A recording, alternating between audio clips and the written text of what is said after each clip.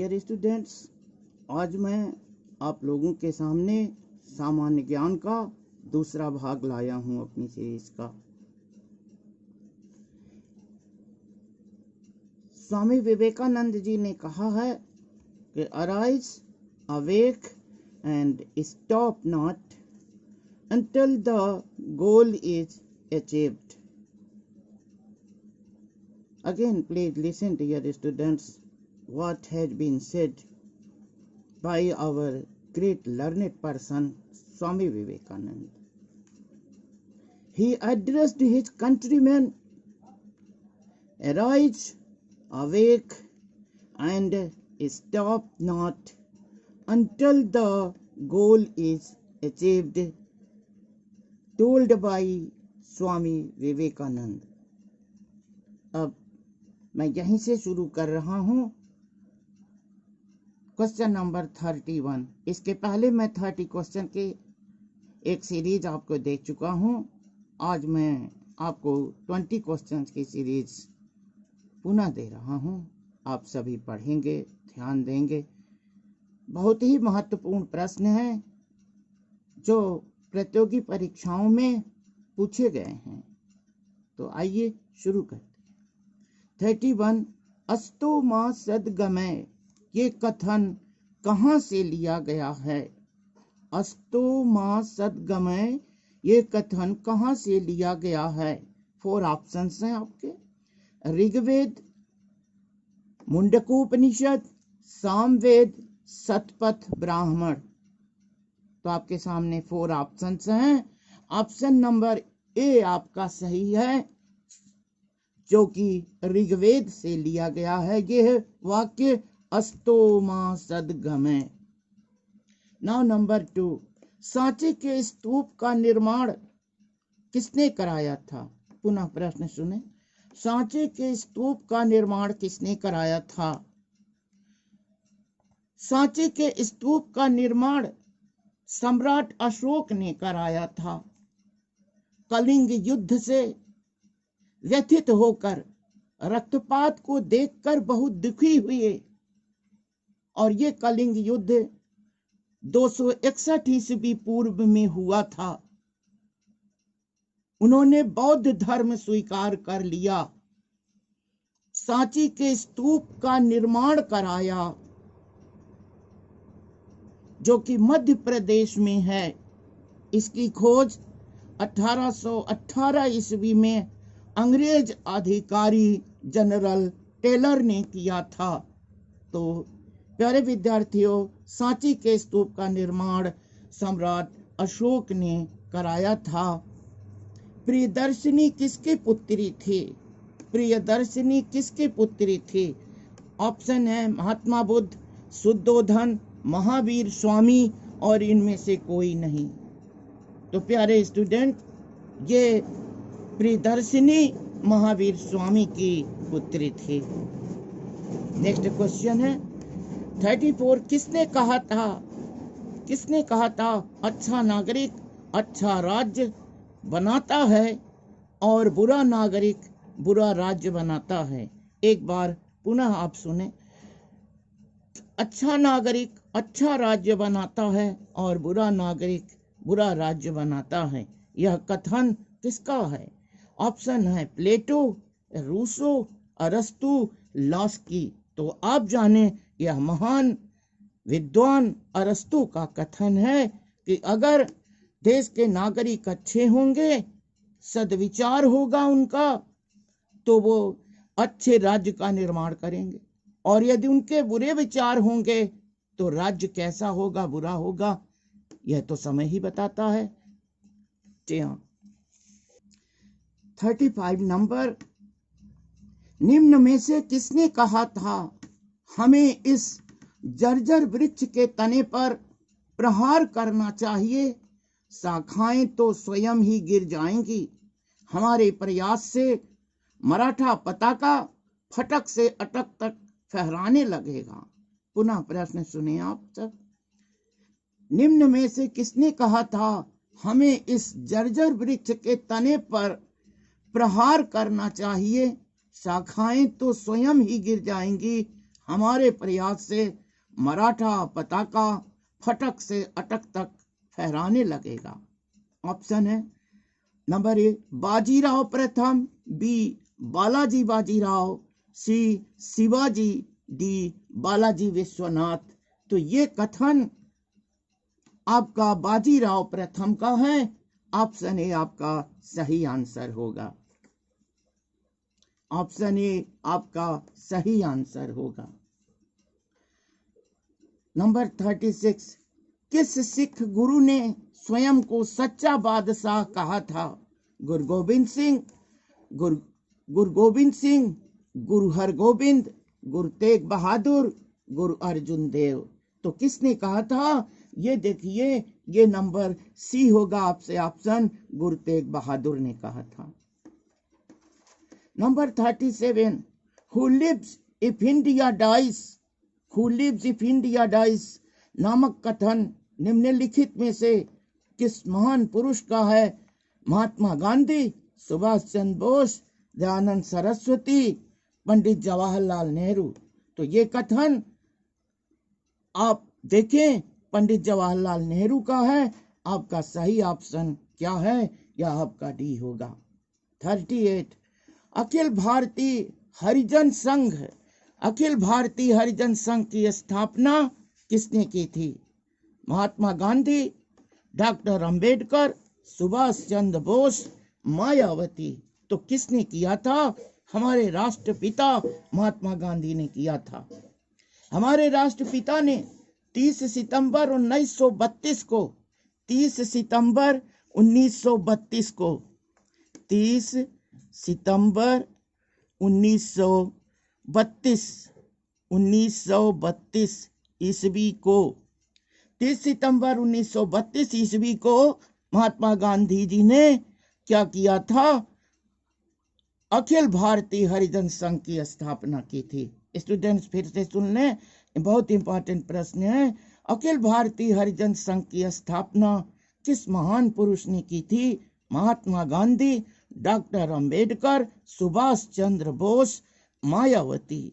तो आंसर हमारा ए है। हमारे राष्ट्रपिता महात्मा गांधी जी ने 30 सितंबर 1932 ईस्वी को अखिल भारतीय हरिजन संघ की स्थापना की थी। Dear students, question number 39, Mahatma Gandhi को सर्वप्रथम राष्ट्रपिता कहकर किसने संबोधित किया था? ऑप्शन है Surendranath Banerjee, A.O.. Hume, Subhash Chandra Bose, doctor Ambedkar. तो आपका सही ऑप्शन होगा सुभाष चंद्र बोस। सी ऑप्शन आपका सही है। सुभाष चंद्र बोस जी ने 4 जून 1944 को, यहाँ मैं डेट लिख दे रहा हूं, 4 जून 1944 ईस्वी को सिंगापुर रेडियो स्टेशन से, सिंगापुर रेडियो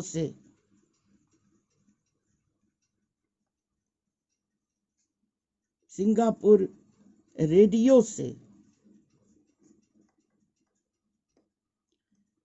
एक संदेश प्रसारित किया था और उन्होंने संदेश प्रसारित करते हुए राष्ट्रपिता महात्मा गांधी को सबसे पहले महात्मा की उपाधि से विभूषित किया था।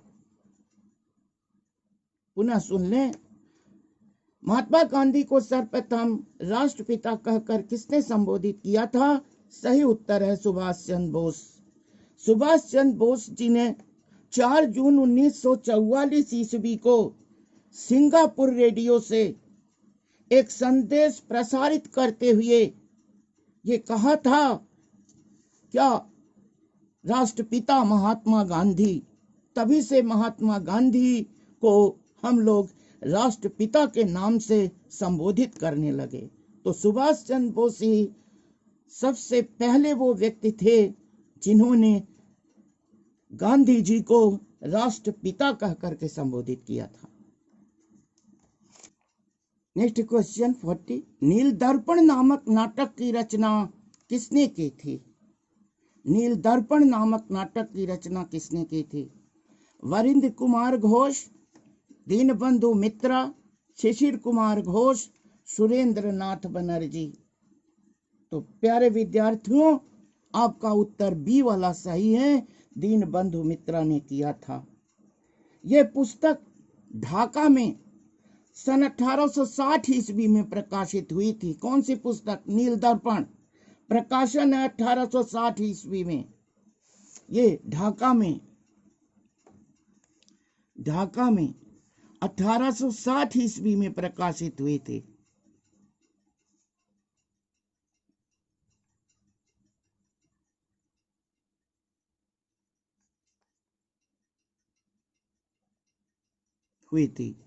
ये आप याद रखेंगे। नील दर्पण की रचना दीनबंधु मित्रा ने किया था और ये ढाका में इस किताब के प्रकाशन वर्ष है 1860 ईस्वी में ये प्रकाशित हुई थी। इसकी रचना लेकिन 1858-59 ईस्वी में हुई थी। रचना 1858 और 59 ईस्वी में हुई थी। नील दर्पण की रचना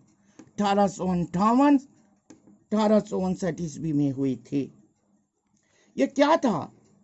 इसमें बंगाल में नील विद्रोह को दर्शाने के लिए इसकी रचना की गई थी और सन 1872 ईस्वी में कलकत्ता में नेशनल थिएटर में इसे पहली बार व्यावसायिक ड्रामा खेला गया था। जी हाँ,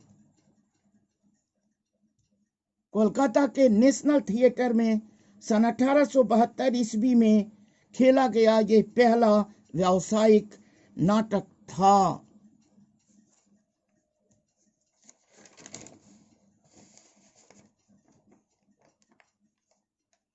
वैसे आप चाहें तो देखें, वरिंद्र कुमार घोष की रचना है। वरिंद्र कुमार घोष की रचना है भवानी मंदिर। शिशिर कुमार घोष की रचना है अमृत बाजार पत्रिका और सुरेंद्र नाथ बनर्जी की रचना है Bengali a nation in making. Now 41 question. The Prince नामक पुस्तक का लेखक कौन है? मैकियावेली, बोकेशियो, दांते, पेट्रार्क। तो आप देखें इनमें सही ऑप्शन क्या होगा? ए है मैकियावेली।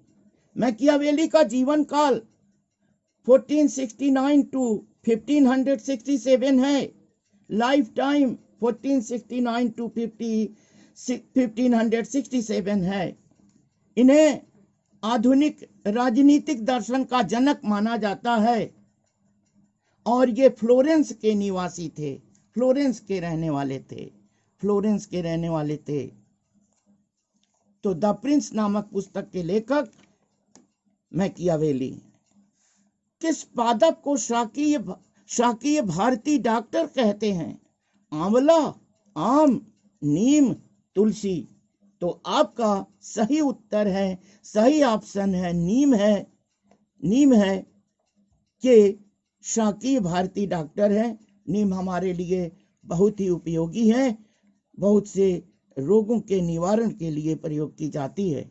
लोकटक है कि लोकटक क्या है? तो बताएं। लोकटक एक झील है। बी ऑप्शन आपका सही है। 44 नीलगिरी पहाड़ियों में पेड़ की सामान्य जात क्या है? साल, चीड़, यूकेलिप्टस, टीक, सागौन। तो आप देखें इसका सही उत्तर है नंबर 4, टीक सागौन है। नंबर 45 निम्न में से किस नगर को अधिकतम अंतरिक्ष विकिरण प्राप्त होता है? चेन्नई, मुंबई, कोलकाता, दिल्ली। तो आपका सही उत्तर होगा ये चेन्नई जो है अधिकतम विकिरण प्राप्त करता है, अंतरिक्ष विकिरण प्राप्त करता है। नंबर 46 डीएनए अंगुल छाप का प्रयोग किसकी पहचान किसके लिए किया जाता है? किसकी पहचान के लिए किया जाता है? माता पिता, बलात्कारी, चोर, उपर्युक्त सभी। तो आपका सही आंसर होगा उपर्युक्त सभी। लोकोमोटिव रेल का आविष्कार किसने किया था? जी ब्राडशा, जी डैमलर, रिचर्ड ट्रेक्थिक, धाम न्यूकोमेन ने।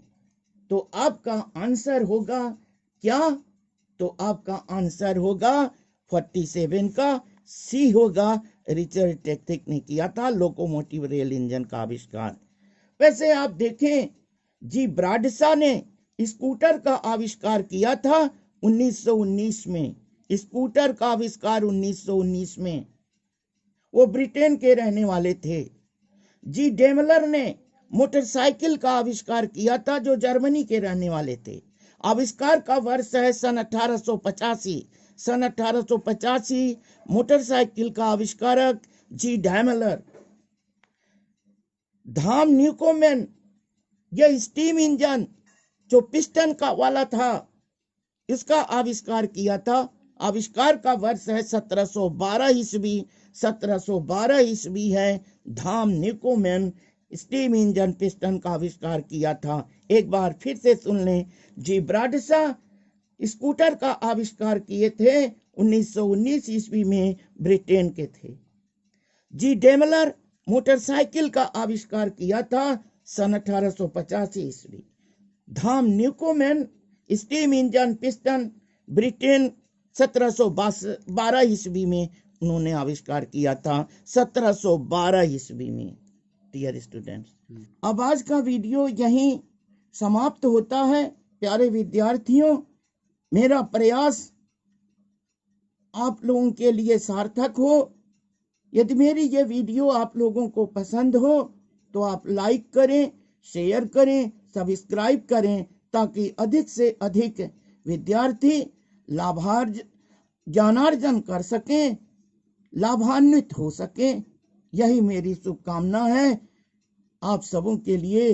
आप अग्रसर होते रहें पथ पर, अपने कर्तव्य पथ पर। देखिए, स्वामी विवेकानंद जी ने एक जगह कहा है, वही जो हेडलाइन में आप देखे थे, उसी का ये हिंदी अनुवाद है। उठो, जागो और तब तक नहीं रुको जब तक लक्ष्य ना प्राप्त हो जाए। उठो, जागो और तब तक नहीं रुको जब तक लक्ष्य ना प्राप्त हो जाए। स्वामी विवेकानंद। आप सबों से निवेदन है कि इस महान पुरुष की, इनकी इस कथन का आप लोग ध्यान दें, जरूर सफलता आपके हाथ में होगी। जय हिंद, जय भारत।